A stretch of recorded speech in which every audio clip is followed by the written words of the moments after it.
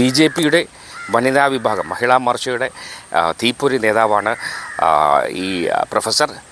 അവരുടെ തീപ്പൊരി പ്രസംഗം നമുക്ക് കേൾക്കാം.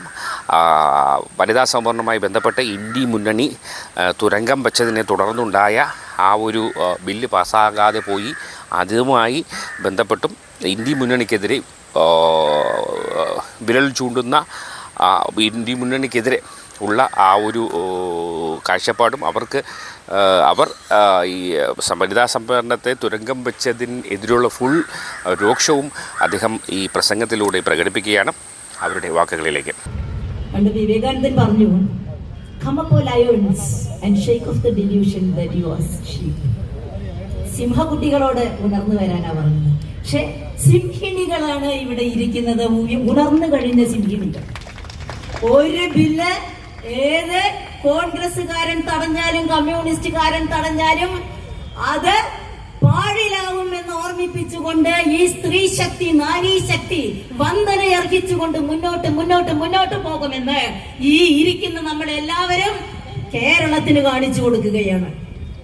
പ്രിയപ്പെട്ടവരെ, ഏപ്രിൽ മാസത്തില് നമ്മുടെ ഭാരതത്തിലുടനീളം കുറെ പുതുവർഷ ആഘോഷങ്ങളുണ്ടായിരുന്നു. വിഷു ആഘോഷിച്ചു, ഉഗാദി, ബിഹു, ഇങ്ങനെ ഭാരതത്തിൽ അങ്ങോളം ഇങ്ങോളം. ആ പുതുവർഷത്തെ കാത്തിരുന്ന് നമ്മുടെ നാട്ടിലെ അമ്മമാര് കണിയൊക്കെ വെച്ച് വിഷുക്കൈ നീട്ടവും ഒക്കെ ആയിട്ട് ഇങ്ങനെ ഇരിക്കുമ്പോഴാണ് 15-ന് ശേഷം 16-നും 17-നും ഇടിവെട്ടുന്നത് പോലെ, മൂർഖൻ പാമ്പ് കടിക്കാൻ വന്നതുപോലെ ഒരു ആഘാതമായിട്ട് പാർലമെന്റിൽ നമ്മുടെ ബില്ലിനെ പരാജയപ്പെടുത്താൻ ഇവിടുത്തെ സത്യം പറഞ്ഞാൽ വലിയ മേൽവിലാസമൊന്നുമില്ലാത്ത ഇന്ത്യ മുന്നണി ധൈര്യപ്പെട്ടത്. ഇന്ത്യ മുന്നണിക്ക് 2-3 ബില്ലുകളെ പരാജയപ്പെടുത്താൻ പറ്റും, പക്ഷേ ഭാരതത്തിന്റെ വികസനത്തെയും ഭാരതത്തിന്റെ നാരി ശക്തിയെയും തടയാൻ ഇന്ത്യ മുന്നണിക്ക് സാധിക്കില്ല. ഞാൻ ഇത് പറയുമ്പോൾ ഓർത്തത് T.S. എലിയട്ടിന്റെ പ്രശസ്തമായ ഒരു വരിയുണ്ട്, "April is the cruellest month." ക്രൂരമായ മാസമാണ് ഏപ്രിൽ. നമ്മളെ സംബന്ധിച്ചത് ശരിയാണ് അല്ലെ? ഇവിടുത്തെ സ്ത്രീകളെ വെച്ച് വിളമ്പി മക്കളെ വളർത്തി വലുതാക്കി വീട്ടിലെയും സമൂഹത്തിന്റെയും പ്രശ്നങ്ങളിൽ ഇടപെടുന്നവര്, ഒരു പാത്രത്തിൽ കറി വെച്ച വീട്ടിലുള്ള എല്ലാവർക്കും എങ്ങനെ ഈക്വലായിട്ട് എത്തിക്കണം എന്ന് LCM ലാസാഗു എടുക്കാതെ സ്പൂണ് കൊണ്ട് ചെയ്യുന്ന ഇവിടുത്തെ അമ്മമാർക്ക് കണക്കറിയില്ലേ?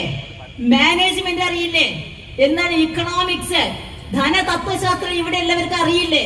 നമ്മുടെ കൂടെ ഇരിക്കുന്ന ഒരുപാട് പേര് പഞ്ചായത്ത് പ്രസിഡന്റുമാരാണ്, തദ്ദേശ സ്വയംഭരണ സ്ഥാപനങ്ങളിലെ പ്രസിഡന്റുമാരായി, പഞ്ചായത്ത് മെമ്പർമാരായി, കൗൺസിലർമാരായി ഇവിടെയൊക്കെ ഭരിക്കുന്നവർക്ക് എന്താ അറിയില്ലേ?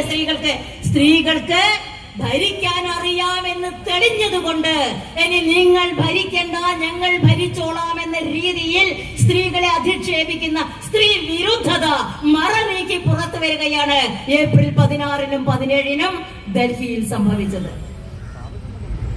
സ്ത്രീക്ക് ആദരവ് കൊടുത്ത് വളർന്ന ഒരു ഭാരതം, ഇന്നും അതിന്റെ മർമ്മം അറിഞ്ഞുകൊണ്ട് മുന്നോട്ട് പോകുന്ന ശ്രീ നരേന്ദ്രമോദി.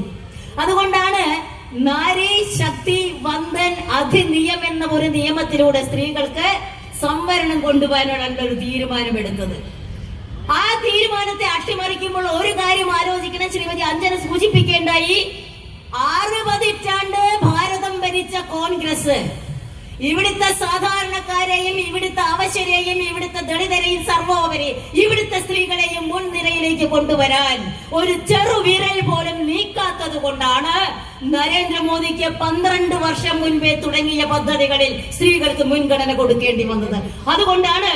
അതുകൊണ്ട് മാത്രമാണ് ഈ നാട്ടിലെ സാധാരണക്കാർക്ക് സ്വകാര്യത സംരക്ഷിച്ചുകൊണ്ടൊന്നും വെളിക്കിറങ്ങാനുള്ള ടോയ്ലറ്റുകൾ സാധാരണക്കാർക്ക് നിർമ്മിച്ചു കൊടുത്തത്, കിടപ്പാടങ്ങൾ ഉണ്ടാക്കി കൊടുത്തത്, പുകയൂതി കണ്ണെരിയുന്നതിന് പകരം ഗ്യാസ് കത്തിക്കാനുള്ള ഒരു അവസരം ഉണ്ടാക്കി കൊടുത്തത്, ജൻധൻ അക്കൗണ്ടുകൾ ഉണ്ടാക്കി കൊടുത്തത്, ആത്മാഭിമാനം വളർത്തുന്ന രീതിയിലേക്ക് സ്വന്തം ബാങ്ക് അക്കൗണ്ടുകൾ വഴി ഇവിടുത്തെ സ്ത്രീകളെ മുന്നോട്ട് നയിച്ച നരേന്ദ്രമോദിയാണ് ആ ബില്ല് നമ്മുടെ പാർലമെന്റിൽ വെച്ചത്.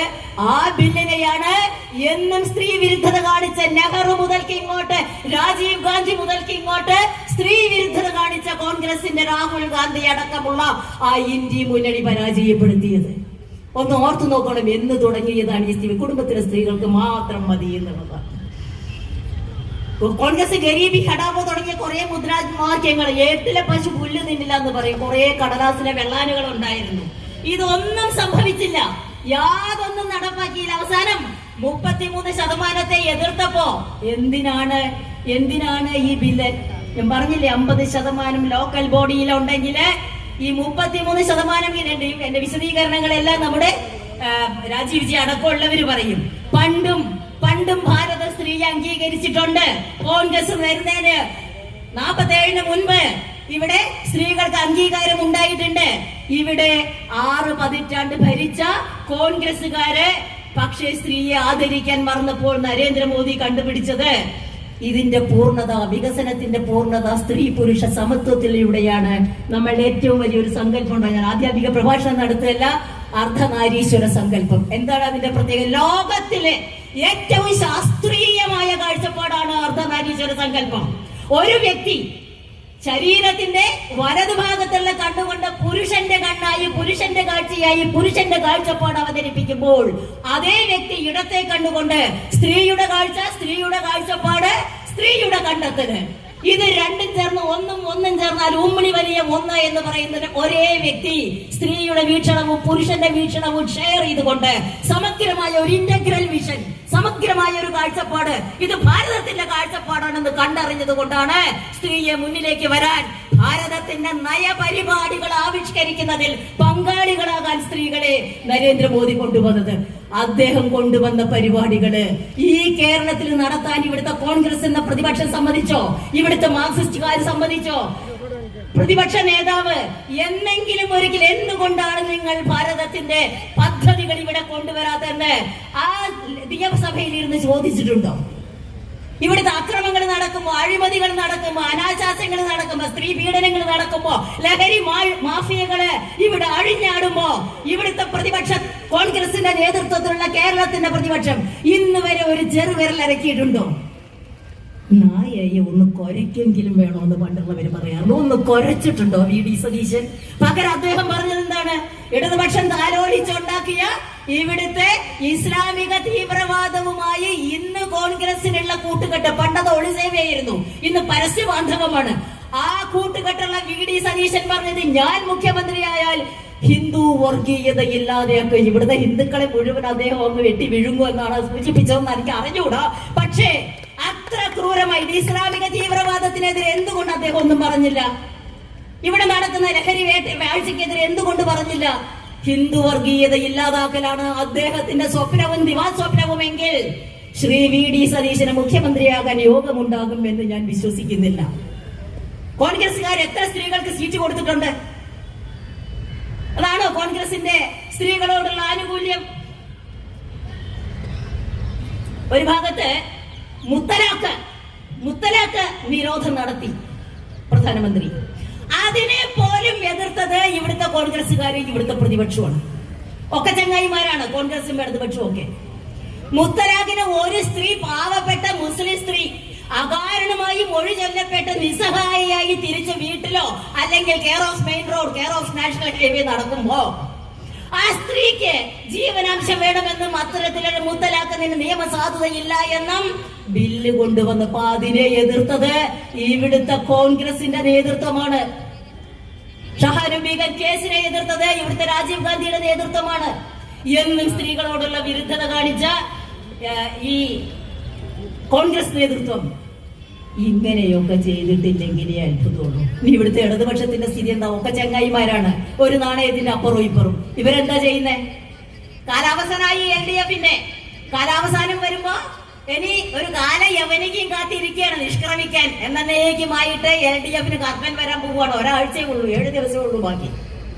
ആ കാലയവനിക്കും കാത്തിരിക്കുന്നവരാണ് ഇവിടെ സ്ത്രീകൾക്ക്. ശബരിമലയിലെ സ്ത്രീകളെ ആചാര ലംഘനത്തിലൂടെ സ്ത്രീകളെ വായിൽ പൊതിഞ്ഞ് കയറ്റാൻ ശ്രമിച്ച് പുരോഗമനം കൊണ്ടുവന്നവരാണ് പാർലമെന്റിൽ സ്ത്രീകളുടെ ഉയർച്ചയെ എതിർത്തത് എന്ന് ആലോചിക്കുമ്പോൾ ഇരട്ടത്താപ്പ് എന്നല്ലേ പറയേണ്ടത്? അതിനെയാണ് നമ്മൾ ഇരട്ടത്താപ്പ് എന്ന് പറയുന്നത്. ഇവിടെ സ്ത്രീ പീഡനം നടത്തുന്നതിൽ ഏറ്റവും മുന്നിൽ നിൽക്കുന്ന കോൺഗ്രസുകാരും കമ്മ്യൂണിസ്റ്റുകാരും. ആ സ്ത്രീ പീഡനം നടത്തുന്നവരാണ് ഇവിടെ പറയുന്നത് സ്ത്രീകളെ രക്ഷിക്കുമെന്ന്, എന്നിട്ട് പാർലമെന്റിൽ പോയാൽ സ്ത്രീകളെ ശിക്ഷിക്കും, അല്ലേ? ഇത്രയും വലിയ ബില്ലും കാര്യങ്ങളും നടക്കുമ്പോ ഇവിടുത്തെ മാർക്സിസ്റ്റുകാരൊക്കെ, കോൺഗ്രസ് മാർക്സിസ്റ്റ് നേതാക്കളൊക്കെ എന്താ ചെയ്തിരുന്നത്? കുംഭമേളയിലെ ഏതോ ഒരു പ്രായം തികയാത്ത പെൺകുട്ടിയെ കെട്ടിച്ചു വിട്ട് ലൗചികാത ഉണ്ടാക്കാൻ നടക്കുകയായിരുന്നു. ഇവിടുത്തെ പാവപ്പെട്ട സ്ത്രീകൾക്ക് വേണ്ടി അവരെന്തെങ്കിലും ചെയ്തോ? പീഡിതരായവർക്ക് വേണ്ടി എന്തെങ്കിലും ചെയ്തോ? അതിജീവിതമാർക്ക് വേണ്ടി എന്തെങ്കിലും ചെയ്തോ? അവിടെ കുംഭമേള പെൺകുട്ടിക്ക് വേണ്ടിയിട്ട് നേതാക്കന്മാര് റോട്ടിലിറങ്ങി കല്യാണം നടത്തി കൊടുക്കുന്ന പ്രക്രിയ വരെ നമ്മൾ കണ്ടു. ചുമ്മന സമരത്തിന് നാട്ടുകാരുടെ മക്കളെ പറഞ്ഞയച്ചത് നമ്മൾ കണ്ടു.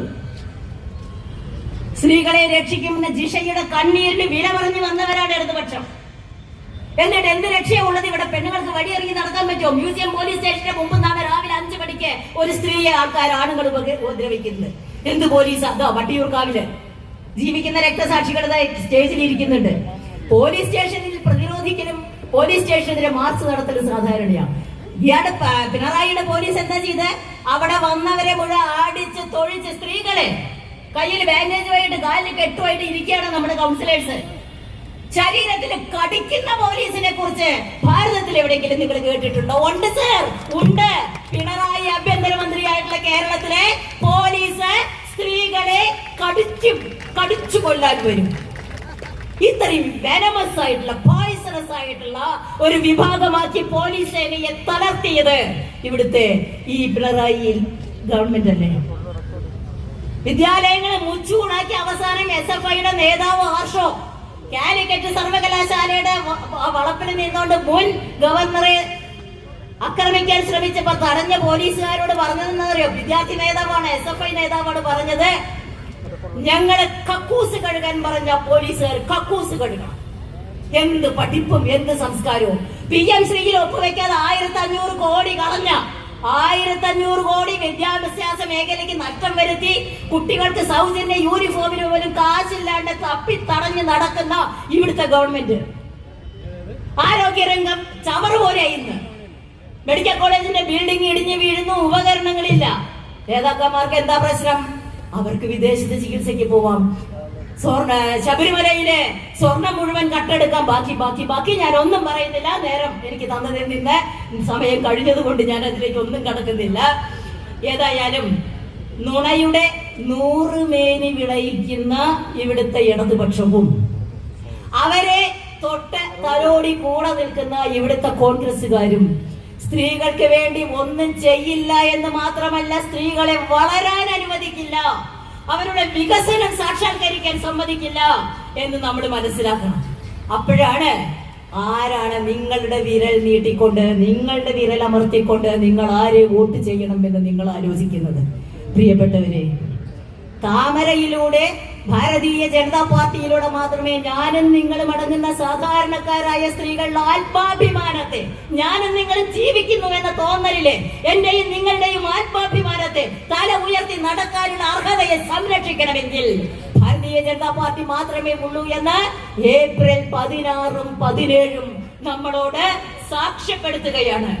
ഇന്ന് ബോർഡർ പന്ത് സ്ത്രീയുടെ കളത്തിലാണ്.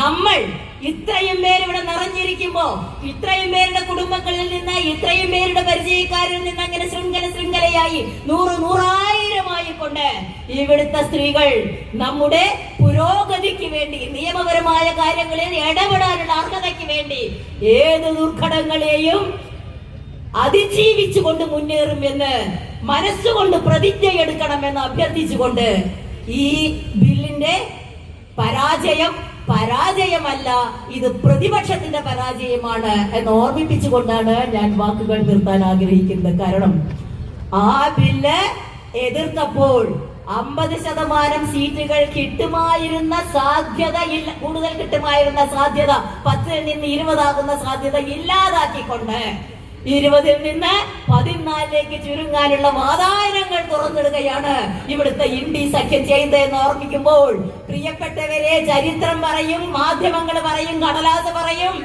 ചരിത്രപരമായ വിഡ്ഢിത്തരമാണ്, ചരിത്രപരമായ മണ്ടത്തരമാണ് ഇവിടുത്തെ ഇന്ത്യ മുന്നണി ചെയ്തത്. ആ മണ്ടത്തരം തിരിച്ചറിഞ്ഞ് അതിനെ എതിർക്കുന്ന നമ്മളായിരിക്കട്ടെ ഭാരതത്തെ രക്ഷിക്കുന്നത്. ഭാരതത്തിന്റെ കാവലാളുകളാകാൻ എന്റെ പ്രിയപ്പെട്ട സഹോദരിമാർക്ക് സാധിക്കട്ടെ. വന്ദേ മാതരം പറയാനുള്ള ചങ്കൂറ്റം ഉണ്ടാകട്ടെ. അമ്മേ എന്ന് നാടിനെ വിളിക്കാനുള്ള, അമ്മ പെങ്ങളെ തിരിച്ചറിയാനുള്ള കഴിവ് ഇവിടെയുള്ളവർക്ക് ഉണ്ടാകട്ടെ എന്ന് ആഗ്രഹിച്ചുകൊണ്ട് പ്രാർത്ഥിച്ചുകൊണ്ട് ഞാൻ എന്റെ വാക്കുകൾ നിർത്തുന്നു. നന്ദി, നമസ്കാരം. അടുത്തതായി വേദിയിൽ ഉദ്ഘാടന കർമ്മമാണ്.